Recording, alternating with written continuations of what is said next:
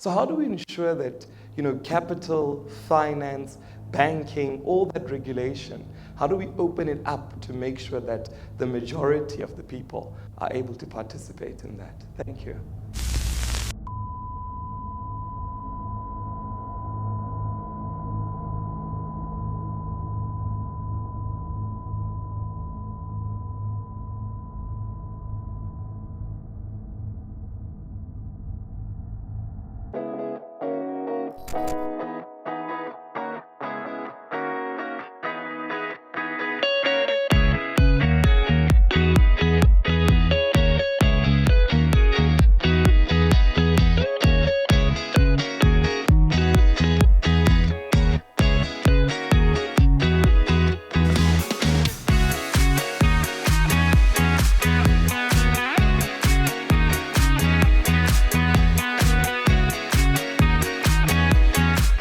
We're here at the One Young World meeting other youth leaders from One Young World. It's going to be amazing. Let's go interact.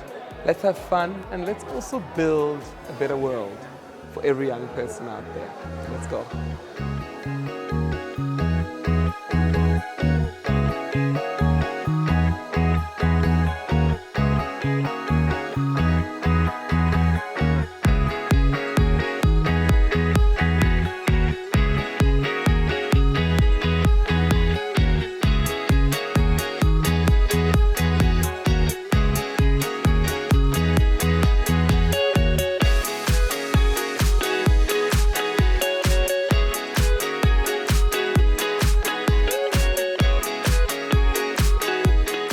So there was a whole range of topics that were discussed, from the economy to the country's financial standpoint to Africa's perspective, or rather, opportunities that exist within Africa.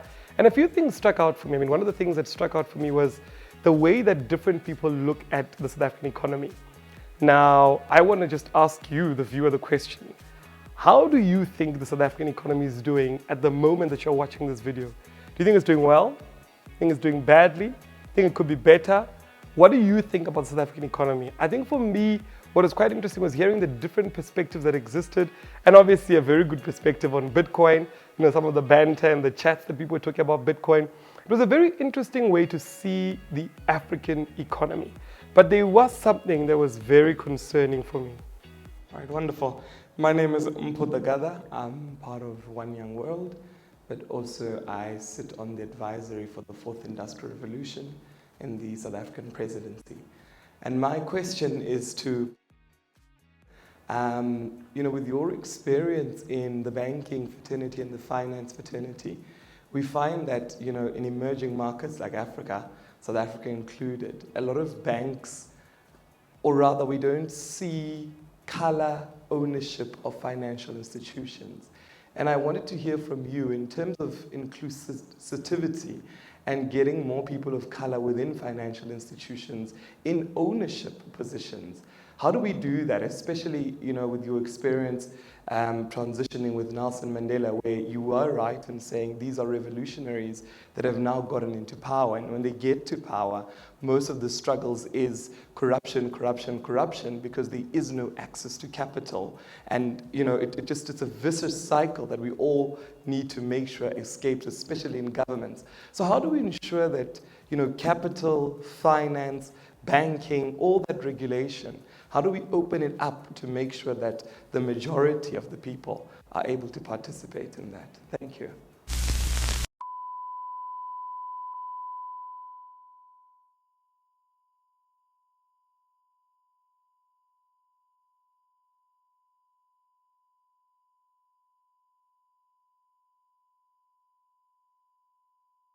So to give you context, I'll be very honest with you, we weren't allowed to shoot this video, or we weren't allowed to shoot the answer that was actually given by the person who was actually part of the panel.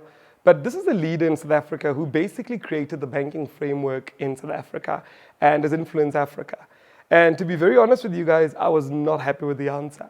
He basically said in his answer that the reason why black people do not own banks or financial institutions or don't have an equal share in those in this country, specifically South Africa, he said it's because they're lazy.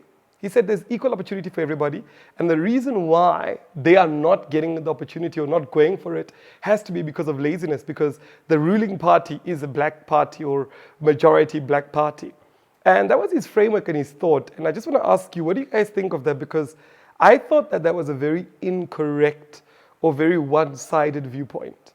Because I believe that, there are a lot of people who want to be part of the financial system, who want to own banks, black people that want to be included in these systems. However, they don't know how to, and they can't be involved because the people who created these systems and who regulate these systems are predominantly white people who've had a big time to create the rules, play within the rules, and basically decide who gets in and out.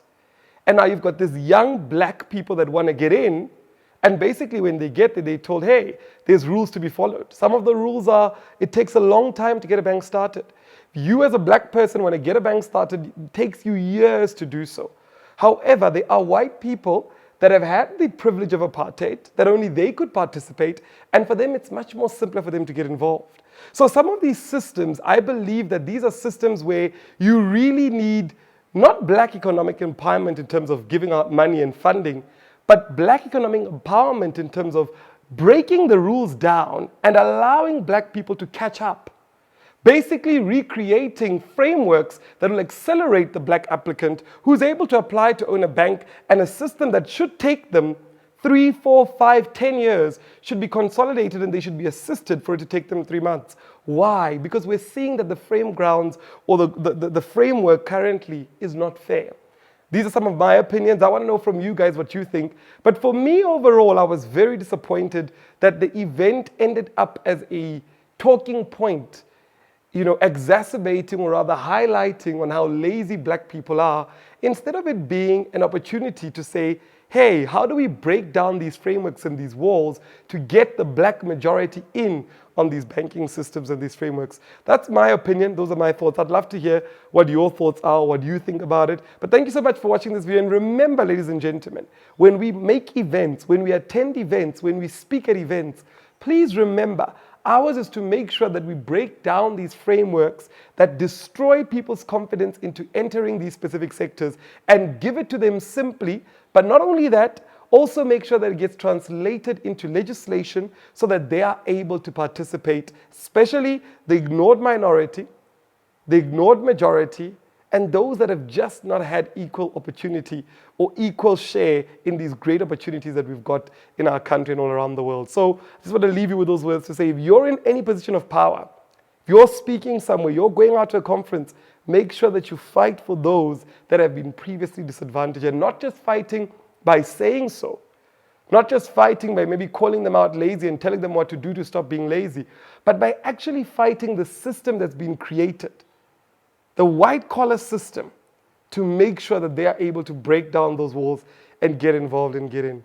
It's my thoughts. I'd love to hear your thoughts on the comment section below. Thank you so much for tuning in and watching this video.